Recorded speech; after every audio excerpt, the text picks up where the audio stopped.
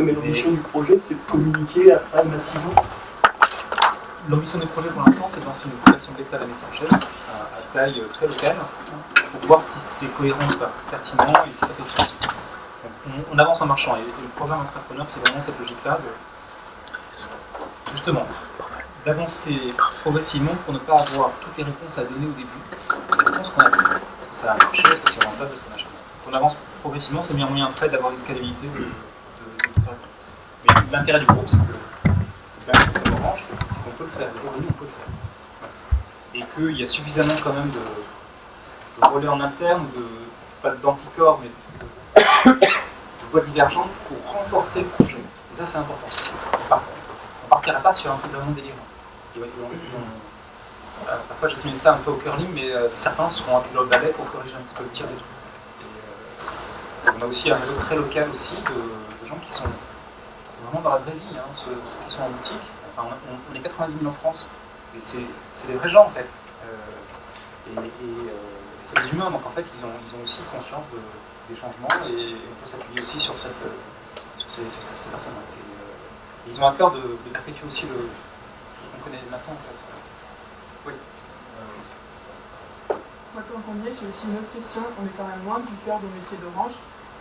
Est-ce qu'il n'y a que des ingénieurs en télécommunication qui réfléchissent à comment faire un potager connecté, ou est-ce qu'il y a des gens qui ont déjà fait pousser des légumes, si vous passez un peu le côté provocateur de la question? Alors, il y a plusieurs éléments, plusieurs questions dans votre question. Première partie de question, on est en train de lancer une banque. Donc maintenant, en interne, c'est facile de proposer des sujets qui ne sont pas dans le cœur de métier, parce qu'on fait une banque. Ouais, mais c'est super simple maintenant. Deuxième élément de réponse, justement,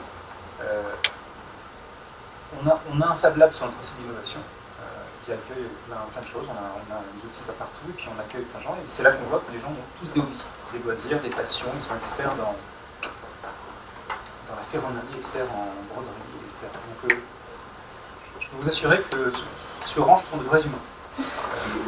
Il y a plein de vrais humains quand on a poussé une carotte en fait. Dernier élément de réponse, parce qu'il y a 3 questions.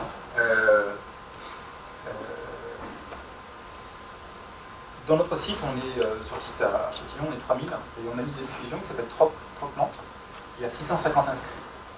Donc ça veut dire que, oui, il y a pas mal de gens qui sont d'ailleurs en zone périurbaine, qui ont des choses sur leur balcon, et qui sont. On a aussi une moyenne d'âge qui n'est pas très basse, parce que c'est historique, ce qui fait qu'on a pas mal de gens qui ont des potagers réellement. Et puis sinon, en tant que chef de projet du sujet, donc j'ai fait le parcours initiatique. Alors ça a guéri, mais j'étais fier de montrer ma blessure. J'ai transformé mon jardin en laboratoire et j'ai commencé par faire le truc à l'ancienne, en me faisant mal, creusant, en enlevant la terre, etc. Maintenant, je ne le fais plus. Donc, parce que j'ai plus besoin. Je suis déjà dans la version 5.12 du projet, parce que maintenant, chaque mètre carré que je fais chez moi, je ne creuse plus. Je ne me fais plus mal. J'ai plus d'outils, j'ai mes mains. Je suis en parcours initiatique et c'est rempli de semis, de graines, de trucs comme ça, et c'est pas joli. Moi, je pose une question sur le côté high-tech. Vous aviez dit que vous vouliez mettre un peu d'high-tech justement pour que des Arduino, etc., justement pour que ça ne soit pas une contrainte pour les gens, etc., et qu'ensuite, potentiellement, ils enlèvent ces technologies-là. Et moi j'ai une question par rapport un peu au rythme des gens et à l'accélération de la vie qui peut-être va décroître, mais pour l'instant c'est pas le cas. Est-ce que le fait de mettre du coup ces Arduino va vraiment leur permettre de les enlever, sachant qu'on a un rythme assez rythmé, on n'a jamais le temps, donc est-ce qu'ils ne vont pas seulement Oui, oui. Je sais pas si je crois comprendre. Alors, j'ai dit Arduino parce qu'en fait, c'est un truc très simple et au moins, on est certain que ça ne peut faire que ce que ça fait. Donc, à la fin, on est réduit par un environnement qui est très contraint. Après, l'exemple de la bibliothèque Bibi est intéressant parce qu'on essaie de l'appliquer sur une logique modulaire. Donc, à la fin, il y aura bien le truc de base et après les modules. Donc, après, il s'agira d'enlever le module, ou de le déplacer, de le démonter. Donc ça facilite le démontage ou le démontage partiel de la partie technologique. Maintenant, oui, peut-être, mais l'idée c'est que le premier mètre carré soit comme ça, et qu'après, peut-être le 10e ne le sera pas. Donc il n'y aura jamais que d'impact sur le premier mètre carré. Voilà. Et celui-là, il faut amorcer, et c'est le plus compliqué. Mais une fois qu'il est amorcé, les gens ne reviendront pas en arrière. Et on essaie de travailler aussi sur la cible des enfants. C'est intéressant, en périurbain, il y a vraiment 2 générations. Il n'y a pas beaucoup d'occasions où on peut taper 2 générations en même temps. Et là, on peut le faire. C'est un complément à la question, parce qu'en fait, moi, ce qui m'a choqué, c'est le vocabulaire qui a été employé. Vous avez dit, si on veut qu'ils produisent des légumes. C'est-à-dire que c'est vous qui voulez qu'ils produisent des légumes. C'était peut-être une phrase, je ne sais pas, un choix de langage, mais ça me perturbe vis-à-vis des projets, notamment qu'on voit des ONG du nord vers le sud, où on veut qu'il se passe quelque chose. Ça marche rarement. Est-ce qu'il est...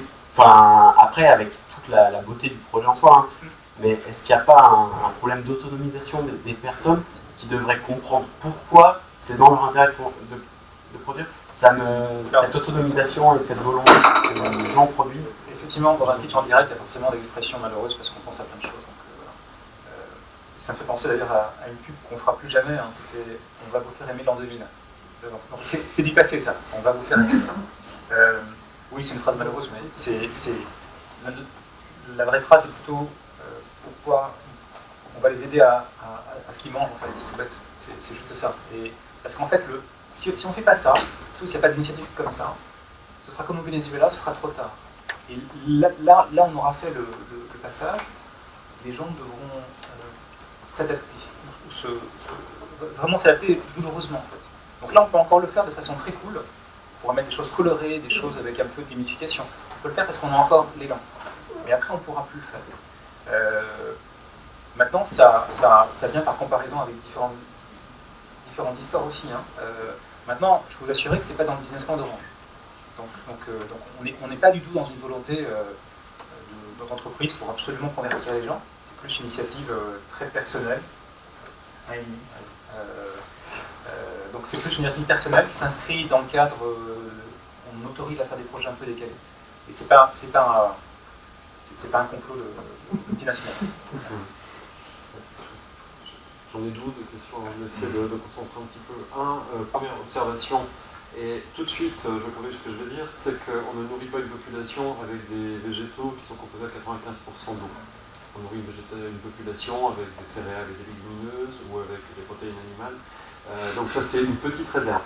Tout de suite derrière, effectivement, initier les gens à mettre les mains dans la terre d'une manière ou d'une autre, et puis sans se blesser c'est encore mieux, peut amener effectivement un basculement, et moi je vois beaucoup d'espoir dans l'idée de nourrir les gens et pas arriver à la situation de Venezuela à travers ce que vous faites, et donc je suis focus dessus, ça m'intéresse vraiment. L'autre truc, le monitoring. On va leur donner des semences, on va leur apporter des semences, je ne sais pas comment ça va se passer, peu importe. Ces semences, il faut les dupliquer. C'est pas une mince affaire, j'en ai fait, c'est pas facile. Hein. Il y a des bisannuels, il y a des pollinisations croisées, il y a des conneries comme ça, des immunisations spontanées, c'est pas simple. Il faut monitorer, mais avec le panel de personnes que vous pouvez impacter dans votre démarche, moi j'ai presque envie de dire comme un big data. Pour pouvoir justement trouver ces semences qui vont s'adapter, ceux qui sauront les adapter, etc. Est-ce qu'il y a quelque chose comme ça dans l'idée où on sera beaucoup plus performant finalement que ce truc qui prend la flotte financé par Monsanto et Bill Gates? Parce qu'il sera vivant et il sera au quotidien, il va s'adapter chaque année, chaque saison. Première réponse, alors pour l'alimentation, mais de parler avec le bec et loin. Oui, alors je viens de finir le livre d'ailleurs, c'est passionnant.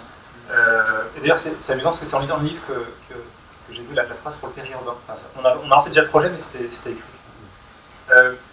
L'alimentation par des... si on peut très bien avoir des protéines végétales, on peut très bien faire des graines germées aussi, c'est pas suffisant, on est bien d'accord. Mais on peut très bien compléter l'alimentation d'une partie. Voilà. On peut sécuriser quelques repas avec ça. Après, pour le big data, etc., je ne veux surtout pas rentrer dans de la high-tech, surtout pas rentrer dans de la dépendance par rapport à un système, justement. Mais effectivement, si on alloue, un peu comme là, nous on fait un petit temps de cerveau à cette cause, si on pouvait allouer une partie du temps de serveur sur ça, ce serait bien. De toute façon, ils sont là, les serveurs.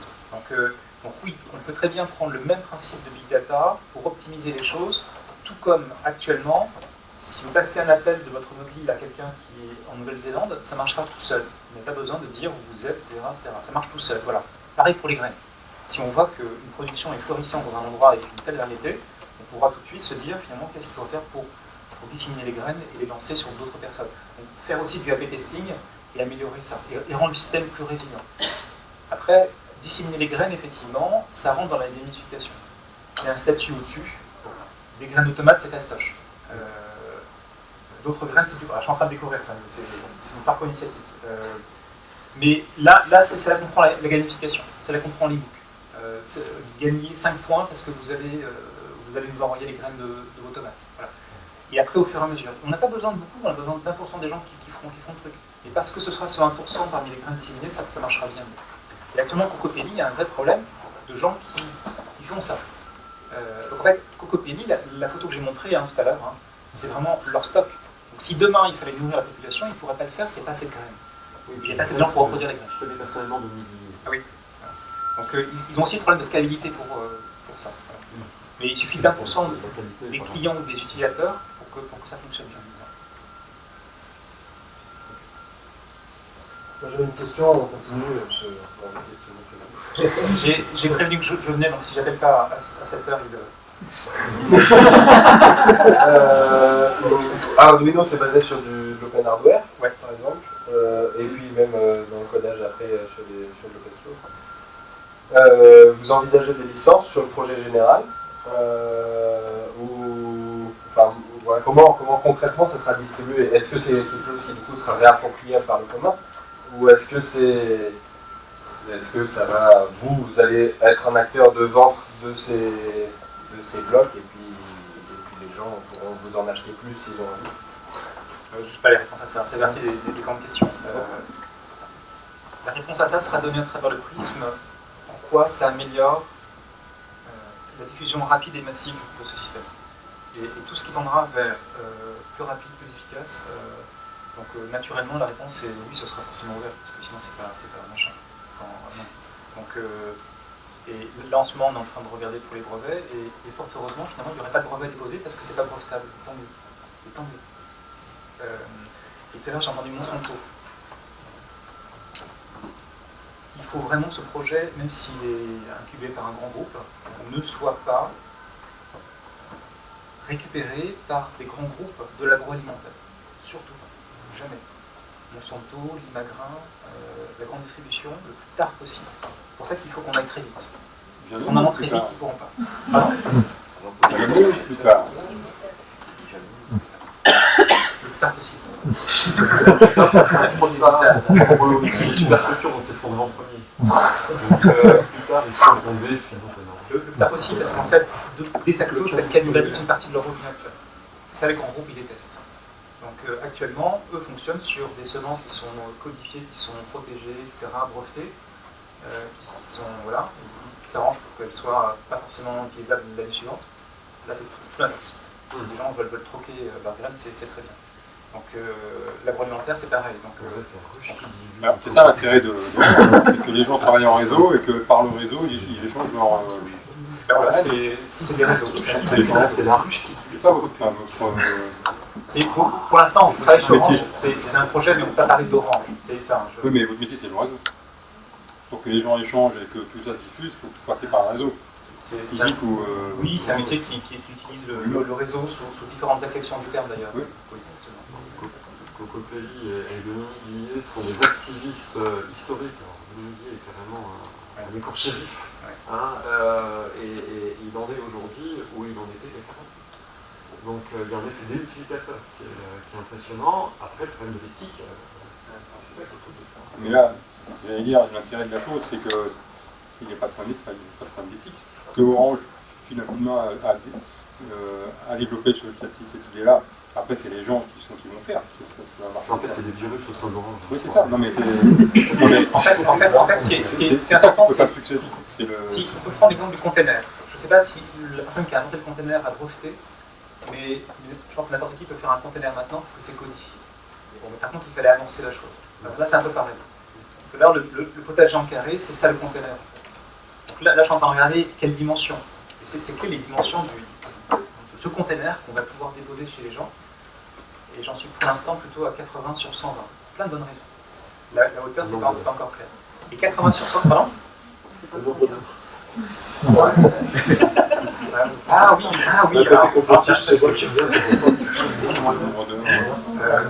Oui, le nombre d'or, ça serait intéressant. Sur la place des Vosges, on le fera dans ce cas-là avec vraiment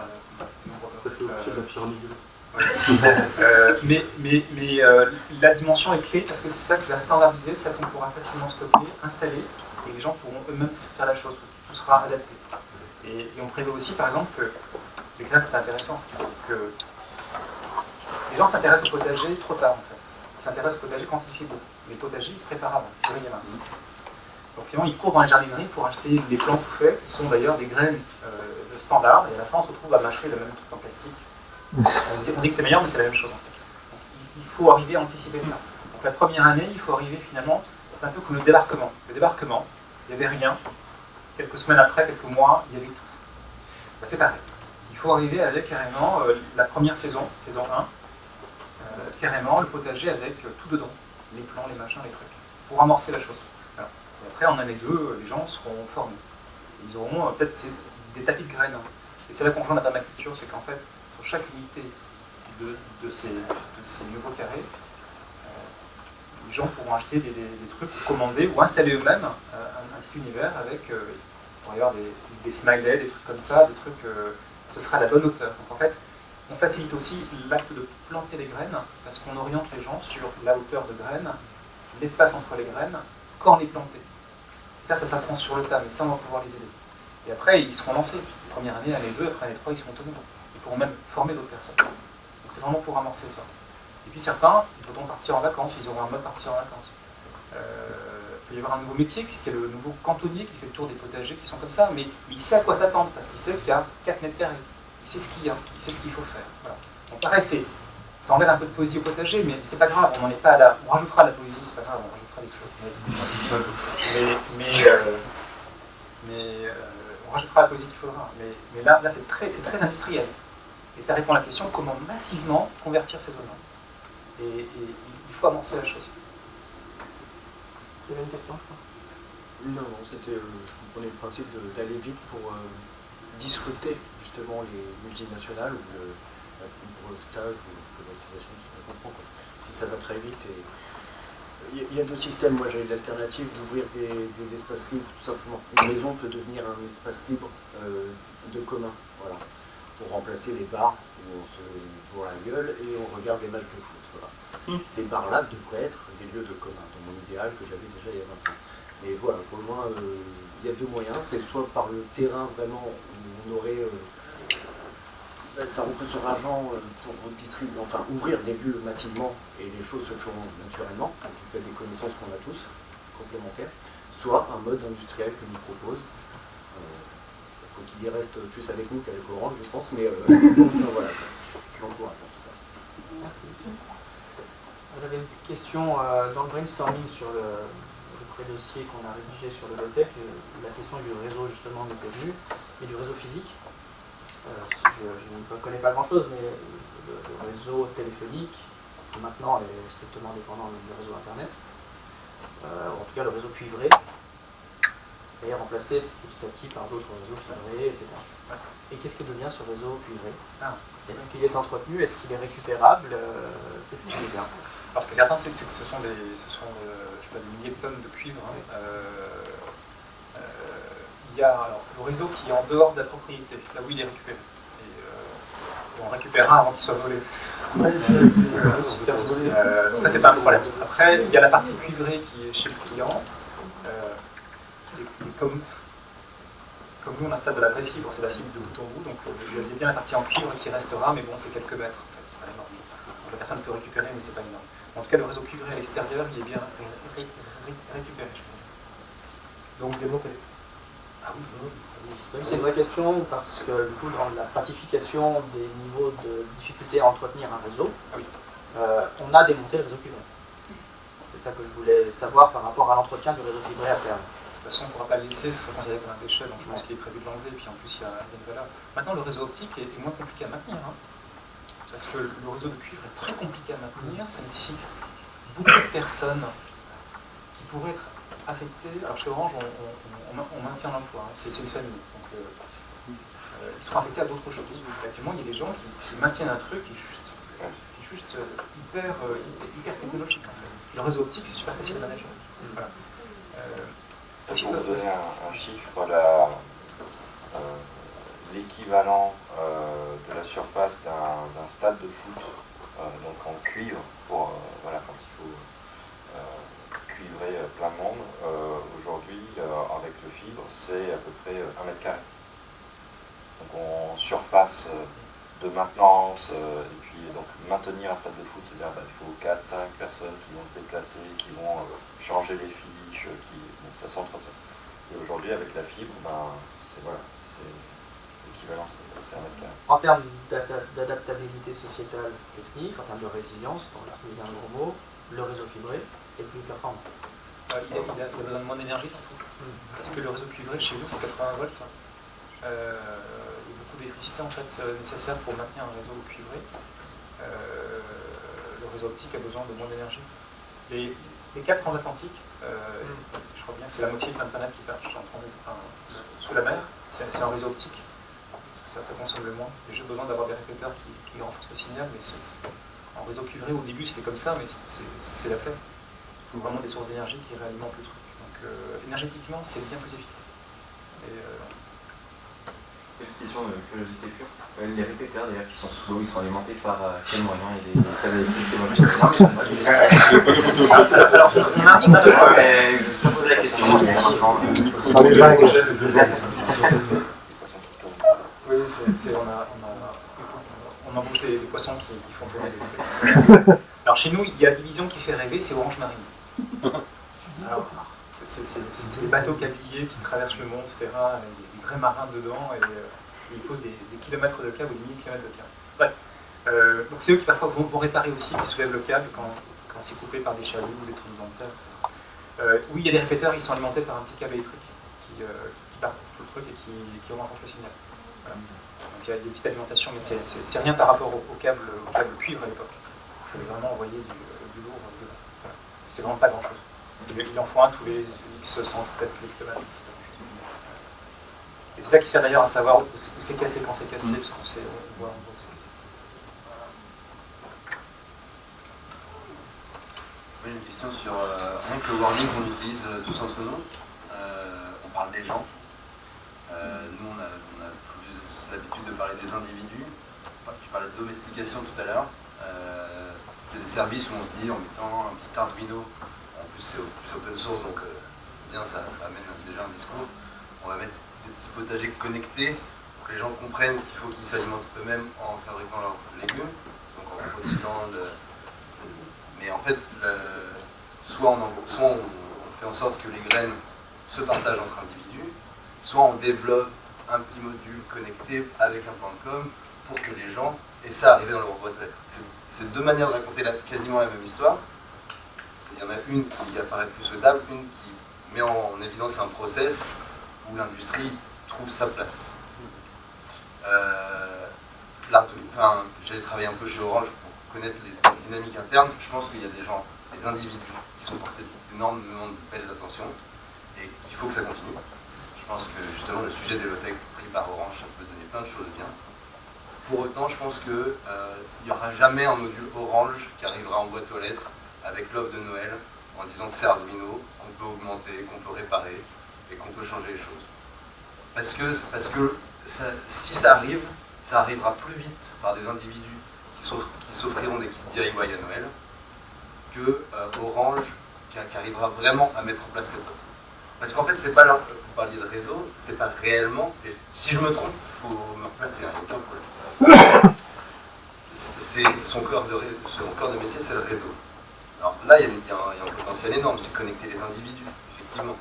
Mettre en place des sujets qui questionnent les individus sur une même chose, dont les low-tech, et mettre en place un label low-tech, et que Orange puisse communiquer sur ce label, effectivement, permettrait de créer ce sujet de discussion. Et via les réseaux, on augmente cette résilience de ce label via les discussions des individus.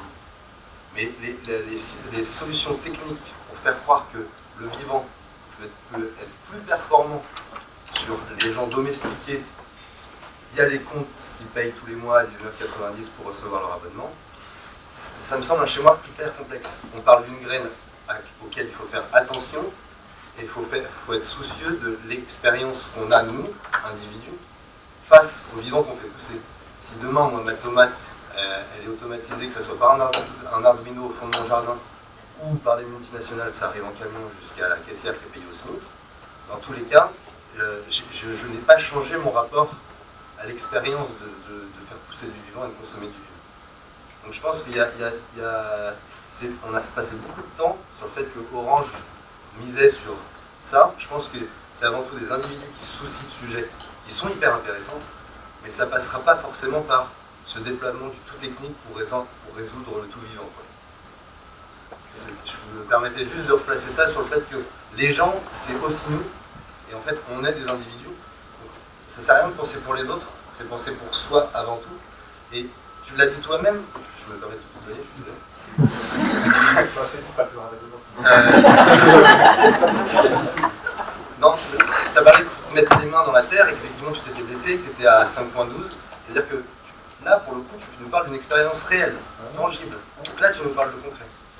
Les plans sur la comète, de se dire qu'en allant chercher la stratégie marketing de chez Nespresso pour espérer que les gens se mettent à planter des tomates, on sait planter des tomates. Il faut effectivement commencer step by step comme tu es en train de faire. C'est pas dans ton jardin le dimanche après-midi.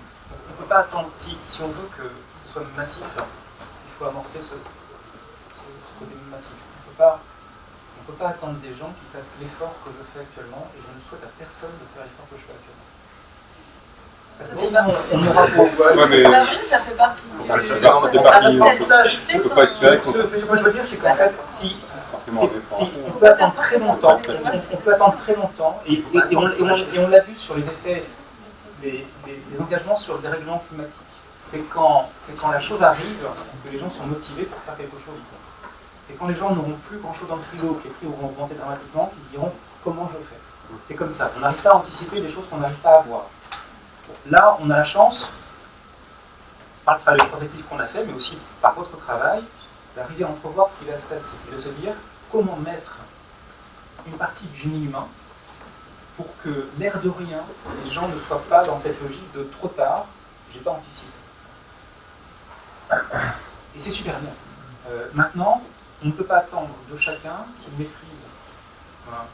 Mon jardin est rempli de choses pour apprendre, c'est rempli de bouquins chez moi. On ne peut pas dire aux gens de faire pareil, c'est pas possible. Donc l'effort que je fais, c'est aussi pour que certains peuvent le faire. Mais on ne peut pas attendre. On ne peut pas attendre que tout le monde fasse ce parcours initiatique qui dure quelques années. Donc il faut aller plus vite. Et encore une fois, c'est juste amorcer. Et c'est pas le truc Arduino. Arduino, c'est un exemple pour que les gens puissent partir en week-end ou partir en vacances. En fait, partir en vacances, c'est souvent, on parle des adoptions des animaux, mais l'abandon du potager, c'est souvent pendant les vacances. Personne n'en parle. Voilà. Il faut que ça arrive. Jamais. C'est méchant. Je suis bien sorti. Vas-y. Non, si je peux réagir. Enfin, en fait, je pense que ce qui est un peu gênant aussi dans ce que vous expliquez, c'est qu'à mon sens, en tout cas, ce changement dont vous parlez de manière globale, hein, sur l'alimentation, en tout cas, ça passe par une autonomisation un peu des individus aussi, d'émancipation à l'égard de tous les services et les efforts qu'on nous propose, et de prendre en compte, voilà, manger une tomate, c'est pas facile, faire pousser une tomate, c'est pas facile. Et en fait, là, ce que je trouve gênant finalement, c'est que l'objectif de ce projet, c'est de faire tout pour que ça devienne facile. Et en fait, je pense que du coup, ça ne produit pas l'effet escompté en fait. Ça juste entretient, la dépendance, enfin, bien sûr que j'exagère, mais je trouve que présenter comme ça, de dire on va développer un service où ça arrive tout clé en main, etc., bah, c'est faussement résoudre le problème de fond. En fait, on ne touche pas du doigt la réalité de ce que c'est que manger, de ce que c'est que se laver, à se générer des déchets, etc. Si je peux me permettre, je vais faire une remarque qui va répondre un peu à ce que tu dis. Moi, j'ai jamais su ce que c'était qu'un potager, puis avec notre association, on a en fait quand même de s'y mettre un peu, et le fait de pouvoir vivre à la campagne depuis un an, je je m'y suis mis avec mes petits moyens. Et je pensais que c'était un truc qui est vraiment fastidieux, sur lequel il faudrait vraiment que je me donne des coups de pied au cul régulièrement pour l'entretenir, et puis que j'allais le faire parce que je pensais que c'était bien de le faire, mais l'activité en elle-même ne me tentait pas du tout. Je suis bien mieux derrière mon ordi à écrire des lignes de code. Voilà. Et en fait, une des découvertes que j'ai faites, alors je ne sais pas si c'est partagé par tout le monde, mais c'est qu'il y a quand même une certaine magie là-dedans. Même si ça ne marche pas, mais le fait d'avoir des graines, de les voir pousser et puis de se dire que peut-être on en récoltera quelque chose, je pense que tous ceux qui ont fait cette expérience comprennent qu'il y a une certaine magie, un certain attrait intrinsèque à ça. Et je pense que, moi je suis le premier à être sceptique devant mettre des gadgets électroniques pour faire des trucs simples, mais je pense effectivement là, on peut toucher un public qui spontanément s'y mettrait pas, mais qui par ce biais-là va goûter un peu à cette magie et va, je pense, pas forcément rester dépendant de tous ces gadgets, parce que bon, les gens sont pas stupides non plus, ils se rendent bien compte ils sont stupides, d'accord, mais certains réfléchissent quand même un peu, et puis on sait tous que c'est pas avec les Arduino c'est pas l'Arduino lui-même qui fait pousser la tomate. Enfin, c'est vraiment une porte d'entrée qui peut toucher un public qui est très gadget électronique, mais ça me fait penser à une autre démarche qui a juste vu le jour il y a quelques temps. Je ne sais pas si vous connaissez OpenStreetMap, donc une alternative libre à cartographie Google. Il y a des gens qui ont mis en point une application qui fonctionne sur le même principe que Pokémon Go, mais pour référencer des objets de son quartier sur la carte.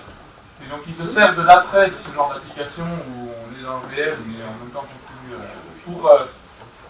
pour que les gens contribuent à un projet d'intérêt général. Et ils allient donc l'aspect geek jeu, un truc intéressant, et je pense que les gens, une fois qu'ils ont compris comment fonctionner OpenStreetMap, s'ils sont intéressés par la démarche derrière, ils sont libres d'aller plus loin. S'ils arrêtent, ils arrêtent, mais on aura au moins gagné les contributions qu'ils auront faites à ce moment-là. Ça me fait penser ce que tu dis, et puis du coup ce que tu dis aussi. On écoute l'antenne, s'il vous plaît. J'entends, nous, un truc qu'on expérimente en tout cas au quotidien avec le Mobilab et qu'on essaie vraiment de vivre et de faire vivre, c'est aller doucement pour aller vite.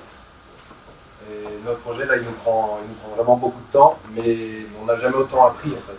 Et en prenant le temps, en apprenant à faire pousser une tomate réellement et en mettant les mains dans la terre, finalement, il y a plein d'autres choses et plein d'autres savoirs qui vont se débloquer, plein d'expériences. Voilà, tu ne pensais pas que ça allait être magique, que ça allait t'apporter plein d'autres entrées. Et finalement, en prenant le temps, on va souvent, nous, c'est ce qu'on se rend compte, on va souvent beaucoup plus vite. Par ailleurs, et c'est là où malgré tout, je me dis pourquoi pas. Par ailleurs, stratégiquement, et c'est ce que je disais tout à l'heure, il me semble qu'il y a plein de choses qui sont complémentaires, et que pourquoi pas, si Orange actuellement, parce que Orange a des moyens et peut permettre de dégager, passe par les financements qu'elle a, bon, notamment, voilà, on sent plein de trucs qui après on trouve individuellement contestables ou pas, mais elle permet de dégager un salaire aujourd'hui à, j'ai oublié, à Grégory. Oh, c'est pas bon chose. Qui lui permet de travailler sur ça, et pourquoi pas, si lui stratégiquement il pense que c'est intéressant d'aller là-dedans et que ça va emmener effectivement peut-être des gens qui ne l'auraient pas fait, et ben je me dis, finalement pourquoi pas, de mon point de vue, moi je le fais pas, de mon point de vue individuel, je trouve que bah voilà, moi je suis dans aller doucement pour aller vite. On construit des trucs, on prend le temps et on construit aussi les idées qui vont avec et la culture, bah voilà, lire des bouquins, bah, savoir comment ça passe, les expérimentations, bah, le terrain, maintenant que j'ai la connaissance, bah, comment après j'expérimente et puis ensuite comment je le transmets aussi et comment je dépasse ce que j'ai appris à la base et voilà, donc je me dis voilà, si Orange aujourd'hui met ces moyens-là, bah, pourquoi pas. Après voilà, le seul truc, c'est l'objectif commun sur lequel je pense qu'il faut qu'on se mette d'accord, c'était pour ça ma question de licence. C'est en quoi ça contribue au commun finalement. Est-ce qu'à la fin ça revient à Orange ou est-ce qu'à la fin ça contribue à construire les réponses qu'on est en train d'essayer de trouver collectivement, qui d'ailleurs sont infinies, mais... Je me permets de rebondir. La grande question qu'on se pose, c'est la question du passage à l'échelle, du passage au message de masse, à la transition de masse. Et comme je le disais en préambule de cet après-midi, je crois qu'on a un biais cognitif, c'est qu'on considère que la technologie est une entité à part, toujours cette pensée naturaliste, et qu'elle évolue quelque part, et que nous on a fait des choix, et qu'on est un peu déconnecté de ça, qu'on peut faire indépendamment de la technologie des choix autonomes pour notre avenir. On peut le déplorer, et je suis le premier à le déplorer parce que je suis plutôt handicapé avec un certain versant de la technologie, mais il se trouve que toutes les gouvernances aujourd'hui sont intégrées à des problématiques de technologie à grande échelle, a fortiori Internet, les réseaux, Orange, etc. On pourrait faire une comparaison, la transition qu'on doit faire aujourd'hui, elle est semblable, en particulier sur l'agriculture locale, elle est semblable à cette transition agricole qu'a effectuée la Russie, après l'URSS ou Cuba. Mais il se trouve que si les modèles sont restés hybrides, c'est-à-dire qu'il y a eu une conservation de l'agriculture industrielle, il y a aussi eu une agriculture locale, mais la mise en œuvre et la faisabilité de cette agriculture locale a été une décision centralisée, qui a été justement une décision d'un pouvoir commun, communiste, qui a pris une décision pour l'ensemble du pays, c'est-à-dire que l'autorité a dit ben, vous pouvez vous approprier votre terre, vous pouvez vous approprier la technique de l'agriculture et les faire pousser votre tomate. Donc le commun aujourd'hui, il est très différent du commun des années 90, puisque c'est un commun dans lequel le réseau des communs est, malheureusement ou pas, mais c'est Internet, c'est un fait. Et encore une fois, on peut le déplorer, mais je trouve à la fois symptomatique, symbolique et peut-être positif que Orange s'inquiète de cette question-là, parce qu'elle est au cœur d'une décision d'un commun, et ils sont les seuls potentiellement à pouvoir faire passer à l'échelle. Bien sûr, en fait, c'est des catalyseurs, ça peut forcer des grosses structures comme Orange. Là, je ne remets plus monsieur dans la boucle, je parle d'Orange au sens large. S'ils sont capables de prendre conscience qu'effectivement, il y a un accompagnement à faire et il y a une transition à opérer, qui restent à leur responsabilité en se disant qu'ils vont essayer de minimiser leur impact environnemental sur leur corps de métier, et après d'accompagner sur des questions qui leur paraissent essentielles comme l'agriculture urbaine, comme l'agriculture en zone périurbaine, là d'accompagner des structures, des startups, des assos qui font déjà ce travail-là, parce qu'on n'a pas attendu qu'Orange imagine un smart garden pour voir émerger effectivement des Arduino qui font du jardin connecté, ça existe déjà. Il y a des Kickstarter partout qui sont montés dans le monde. Donc si Orange croit dans ces choses-là, qu'elle valorise et qu'elle puisse amener son expertise en tant qu'individu, du coup, en tant qu'expert, mais sans essayer d'y voir comment ça fait marcher pour Orange. Ça fait marcher. Orange, il a déjà son marché, il a déjà ses réseaux à entretenir, effectivement. Il y a déjà sa responsabilité sur la part des communs qu'il doit entretenir. Donc après, sur des nouveaux sujets, qu'ils soient d'accord avec ces nouveaux sujets et qui accompagnent d'autres structures portées sur ces nouveaux sujets. Mais en fait, pourquoi pas Orange mettrait des sous dans la fondation dans la grosse typiquement. Non mais créer la micro-startup dans la grosse boîte pour montrer qu'on a compris le bon chemin, ça fait réinventer la roue, je pense. Parce que les attentions sont focalisées de manière complètement croisée, quoi. On ne sait plus si c'est pour l'intérêt d'Orange qui voit le nouveau marché du truc qui va bien, ou si c'est vraiment qu'ils ont pris conscience qu'il y a un truc qu'il fallait qu'il aille mieux, et que là ils mettent du temps, de l'investissement, etc. En fait, dans le message, je ne crois pas que ça existe, parce que là c'est de la centralisation, mais c'est un accompagnement ce que tu proposes, et pas de l'automatisation absolue. En fait, ça permet toujours que d'autres comme nous, à l'arrache, on retourne au potager et on se fout de l'Arduino pour ça en tout cas. Si on est motivé. Oui, on s'est vraiment développé sur le mot Arduino, mais en fait, ça me sert juste. En fait, je prototype moi-même en fait. Donc hier, par exemple, j'ai fait mon premier montage avec l'Arduino avec un capteur de détection d'eau, d'humidité et des diodes. Et ça marche, et en fait, maintenant, je prototype demain, mais je mettrai dans un bac. Et en fait, la diode qui nous traverse, si tout va bien, rouge si ça va pas, et puis j'ai une réserve d'eau, donc je peux partir en week-end. Voilà. Il monitor la terre, l'humidité de la terre pour mettre de l'eau si besoin. Oui, avec une petite réserve. Mais en fait, ça me permet de ne pas avoir à m'en occuper tous les jours. Bon, c'est comme avec les poissons, quoi. On a quelqu'un qui nourrit les poissons. Oui, mais c'est ce qui fait que les gens ont un aquarium. Voilà. Sinon, on n'aurait pas l'aquarium. Voilà, c'est pareil. C'est tout bête, mais c'est ce qui fait que. C'est ce qui fait que ça va. Il y avait une question là-bas, monsieur. On a parlé d'Orange et de votre projet. Je voulais savoir si vous avez imaginé d'autres grandes entreprises avec la capacité de diffusion qu'a Orange, qui seraient dans le même timing, une solution de ce que vous-même, des personnes qui seraient ici, vous avez peut-être imaginé, ou vous savez des gens qui sont en R&D et qui innovent pour soit sur un canal éducatif, soit sur un objet qui permettrait aux gens de réparer. Alors, en les invitant à décortiquer une machine à laver, et puis la renvoyer à l'usine qui l'a fabriquée pour lui expliquer que... est-ce que ça existe déjà, mais est-ce qu'il y a des grands groupes qui, voyant ce qui se fait à l'échelle locale, parce que pour moi, vous êtes une start-up qui est en train d'amorcer quelque chose d'énorme, et beaucoup autour aimeraient qu'elle marche pas, en fait, start-up. Enfin, mais au sens où vous apportez sur la table quelque chose d'énorme. Ouais. Vous devriez valoriser ce qu'on disait là sur le low-tech qui est distribué par plein de petites initiatives mais qui ne sont pas assez connues. Oui, mais c'est pas que ça. C'est l'ensemble, en apportant votre C'est pas que ça, parce que forcément la première chose qu'on fait, nous, c'est quand on démarre un truc, c'est voir ce qu'il y a. C'est comme le démineur à l'ancienne, hein, on tape et puis on regarde ce qu'il y a autour. Bon, je ne sais pas si tout le monde le connaît.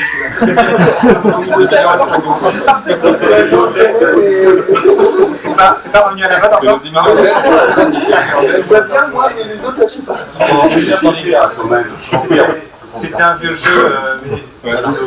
Alors, c'était peut-être les autres entrées. Et c'était déjà des carottes à l'époque, c'est pas de lapin? C'était un truc comme ça. Ouais, voilà. Le principe, c'est de regarder autour. J'ai vu ce qu'il y a autour. Ça n'est ni scalable, ni low-tech, ni volumique. C'est des trucs où les gens, j'en ai même vu une, c'est 3 ans qui font des makers faire, donc c'est devenu un métier. Ils présentent des makers faire leur truc. C'est pas scalable, c'est pas machin, etc.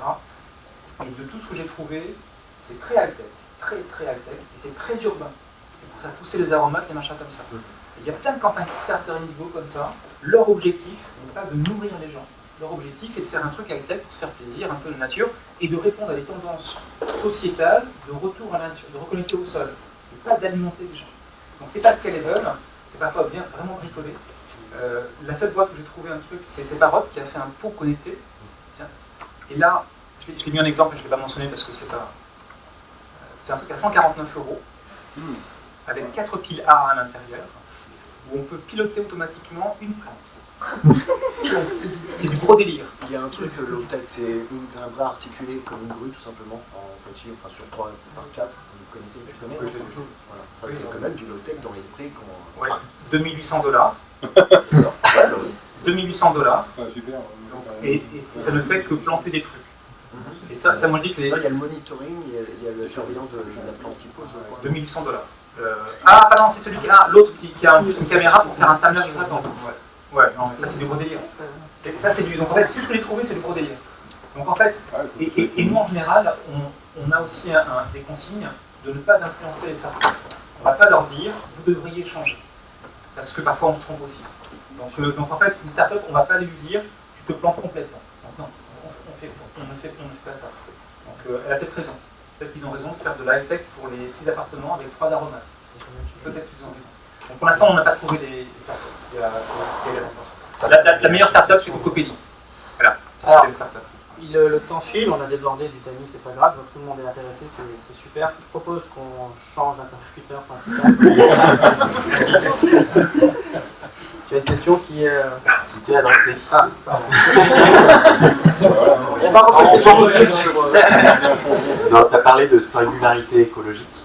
Est-ce que, Adrastia, toi, ou peu importe, des gens travaillent sur comment précipiter cette singularité écologique sans forcément précipiter et accélérer le réchauffement climatique, peu importe les conséquences. Est-ce qu'il y a des idées, sans parler de solutions, mais déjà des idées qui émergent sur comment faire accélérer ce système? Et ben c'est exactement l'objet d'Adrastia, c'est-à-dire qu'on considère qu'on est un peu dans un système verrouillé par la Reine Rouge et surtout par la Reine Rouge, c'est-à-dire qu'on est dans une forme d'accélération à la fois qui nous rend aveugles, qui nous fait avoir des comportements absurdes, des choix technologiques absurdes, etc. Et on craint on ne connaît pas la date de la singularité, mais effectivement, si on souhaite la faire advenir au plus vite, il y a besoin de faire circuler l'information. Alors ça rejoint ce que disait Antoine sur son schéma ascendant avec la courbe rouge et la courbe orange. On constate, nous, alors, pour répondre très précisément à ta question, j'ai parlé d'un groupe qui s'appelle Transition 2030 sur Facebook, qui est à l'origine de tout ça. Il a été créé en 2013. Et 4 ans plus tard, on est ici. Ce groupe-là, les inscriptions à ce groupe montent en flèche à chaque canicule. Puis ça redescend un petit peu. C'est systématique. Ça baisse un peu, quoi. C'est comme c'est Le groupe étant là, il y a 6000 membres et on est parti de zéro il y a 4 ans. Et 6000 membres, c'est un groupe fermé. Hein. Alors ça veut dire beaucoup dans un groupe Facebook, ça veut dire qu'il n'est pas visible et que si on n'est pas informé de son existence, on ne le connaît pas. Donc 6000 membres dans un groupe fermé, c'est quelque chose d'improbable. Et effectivement, on est dans une croissance pas exponentielle, mais très rapide des inscriptions et vraiment qui est en phase avec l'actualité météorologique. C'est assez notable. L'hiver dernier, quand il n'y a pas eu de neige, les gens se demandaient pourquoi et s'inscrivaient. Alors, oui, le travail d'Adrastia, c'est de faire circuler l'information par tous les moyens possibles pour... Alors, on ne sait pas si on va l'accélérer ou pas, mais en tout cas, on fait partie du processus d'accélération générale et on accélère notre message, la transmission du message, dans le but que cette singularité arrive le moins tard possible. De toute façon, alors je voulais y venir en conclusion, il y a deux choses sur lesquelles maintenant on est assez d'accord dans l'association, c'est à chaque fois qu'on utilise le terme solution, on donne un gage. C'est de toi. Christophe, à chaque fois qu'il voit deux solutions, hop, un gage. Sur 2030, hein, on met un gage si solution. Parce que à la lecture des données et puis en voyant le réel se dérouler, on constate bien que de toute façon, quoi qu'il se passe, on ne solutionnera pas le problème général. Merci. Donc, on parle beaucoup plus volontiers d'aménagement. Et là, par contre, à fond sur les aménagements, quels qu'ils soient, on va arbitrer sur les plus pertinents, on va voir comment les faire passer à l'échelle, etc. Mais ce sont des aménagements qu'on veut mettre en place. Mais on ne va pas empêcher l'effondrement. C'est sûr. Et l'autre chose, c'est que dans tous les cas, malheureusement, là-dessus on est à peu près tous d'accord aussi dans l'association, c'est que la singularité écologique, elle arrivera trop tard. C'est-à-dire qu'elle n'empêchera pas la fin de la civilisation thermo-industrielle, puisque cette fin-là, cette histoire-là est indexée à l'approvisionnement en hydrocarbures, et que ça, c'est un facteur thermodynamique irréductible. Donc c'est pas le choix là-dessus, c'est pas une question où on se réfléchit sur notre libre arbitre, sur la capacité des gouvernements à prendre des décisions, sur le pouvoir d'Orange à faire passer les transitions à l'échelle, etc. C'est de la bête physique. Voilà, donc oui, il faut arriver au plus vite à cette singularité écologique. On fait tout pour, on sait qu'on est très modeste et en plus c'est une simple association, il n'y a pas de financement, hormis les adhésions. Voilà, je ne sais pas si j'ai répondu à ta question. Vincent. Oui. Bonjour, c'est Arthur, je suis parti de l'Instiat. Je voulais dire que la singularité, c'est pas forcément un moment, c'est pas forcément un événement, c'est aussi un processus. C'est quelque chose qui, on ne peut pas mettre une date sur une singularité. Cela dit, de la même manière qu'un effondrement, c'est pas non plus nécessairement un événement. Il peut y avoir des phases d'accélération éventuellement rapides, mais c'est un processus. Et chez Adrastia, effectivement, la singularité, on considère que ça doit être une espèce d'osmose en fait, progressive, avec peut-être des seuils qui vont être passés. Bref, une osmose entre ce monde qui existe et qui va finir par se casser la gueule, et un autre monde qui peut construire en parallèle. Donc toi, tu as déjà parlé, Vincent, vachement bien de ce qu'on fait sur la partie information. La partie information, c'est qu'on diffuse des infos, des messages, etc. Et les gens sont réceptifs ou pas, mais on est surtout là aussi pour être en réception par rapport aux gens qui sont eux-mêmes en recherche, les gens qui viennent chercher de l'info et qui tombent sur nous. On n'est pas forcément hyper proactif dans la diffusion, du moins pour le moment. Parce que si on était trop agressif, entre guillemets, en termes de com, ça aurait peut-être des effets contraires à ce qu'on veut obtenir, des rejets. Et si ça se trouve, si ça marchait trop bien, peut-être qu'on pourrait recréer un effondrement. Donc ça serait un petit peu con aussi. L'idée par contre, c'est effectivement d'être là avec de l'info. Alors, il y a l'info sur le diagnostic. Là, on est déjà assez. Il y a un corpus aujourd'hui qui existe, qui est extrêmement riche, scientifique, en tout cas même économique, sur la question de ou des effondrements possibles. Et là, on a pas mal de choses sur Adrastia. Maintenant, la seconde partie du corpus, et celle qu'on s'attache à développer à partir de maintenant, c'est proposer des aménagements. Des aménagements aux gens. Qu'est-ce que les gens peuvent faire? Alors, juste pour recoller le sujet quand même, parce que parmi ces aménagements, c'en est un, mais c'est pas tout, il y a justement ce projet sur les hôtels. Mais globalement, l'idée c'est de faire comprendre aux gens tout ce qu'ils peuvent faire et pourquoi ils ont intérêt à le faire. Donc de leur donner des pistes. C'est absolument pas de dire la solution est là, justement. Parce que ça n'a d'ailleurs rien à voir avec le concept même de résilience, qui une résilience implique un foisonnement. Un foisonnement dans une multitude de choses très différentes, d'initiatives diverses et variées, et puis après, il y a une espèce de sélection naturelle également parmi ces initiatives. Mais le truc, c'est qu'il est temps de communiquer sur qu'est-ce qui se fait, alors que ce soit sur le low-tech ou sur d'autres choses, il nous faut maintenant des, je ne sais pas si le mot c'est partenariat, mais en tout cas, il nous faut des gens avec qui on fait de la communication croisée et de la, on va dire de pollinisation croisée. Et donc, il faut tous les gens en fait, qui sont intervenus aujourd'hui, certainement d'autres ici dans cette salle, ont des projets, on connaisse des associations, on connaisse des boîtes qui ont des initiatives intéressantes, et il est temps maintenant de se mettre en réseau pour essayer de faire masse critique. Voilà, la masse critique, on n'y est pas encore, il ne faut pas se leurrer, mais il y a quand même quelque chose qui émerge, on le sait, mais le problème n'est pas atteindre la masse critique. Le problème, c'est que lorsqu'elle sera atteinte, qu'elle le sache, que les gens puissent se compter. Voilà, parce que si on est quatre dans une pièce à penser que le monde va s'effondrer, et que chacun ferme sa gueule en pensant que les autres vont le juger, vont lu vers lui, finalement on est quatre à dire ouais, si le monde est super, et personne n'osera ouvrir sa gueule, et on n'a jamais su qu'on était d'accord. Et donc il s'agit également de communiquer sur on est plein, on est nombreux, et de faire réseau. Donc maintenant la seconde étape, je dirais, de la vie d'Adrastia, ça va être ça. Alors tous ceux qui sont intervenus et les autres aujourd'hui, continuons, maillons sur la question des low-tech et les autres, pour que les gens qui viennent nous voir n'aient pas que des informations sur le constat, mais aussi des pistes concrètes d'action. Merci. Est-ce que si je propose de conclure maintenant, ça convient à tout le monde? Moi j'avais pris quelques notes, mais je crois que beaucoup a été dit aujourd'hui. Dans les grandes lignes, les étapes suivantes, ça va être de faire une synthèse de cette journée-là, de la rendre disponible, de la faire circuler dans effectivement le projet que vient de rappeler Arthur. Et ensuite, alors les modalités d'échange entre nous, je ne les connais pas encore précisément et je vais beaucoup m'appuyer sur le travail d'Anton. C'était un peu l'objet de son intervention, c'est pour ça que je voulais qu'il intervienne, c'est que la gouvernance, au sens positif du terme d'un tel projet, pour moi c'est un gros point d'interrogation, surtout que nous sommes des acteurs très différents les uns des autres. Et je ne sais pas encore comment va s'organiser cette communication-là et ces échanges-là, mais l'objectif est bien de travailler ensemble autour d'une charte, autour d'une définition du low-tech, et ensuite de discuter ensemble de sa mise en œuvre, de son applicabilité et pourquoi pas d'un label.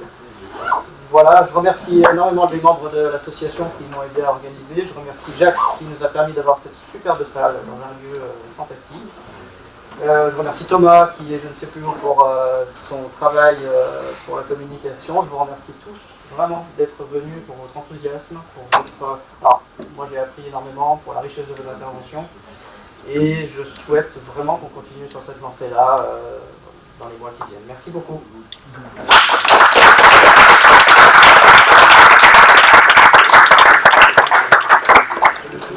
Et éventuellement, pour ceux qui veulent, on peut se retrouver quelque part pour boire une bière. Ça va le faire.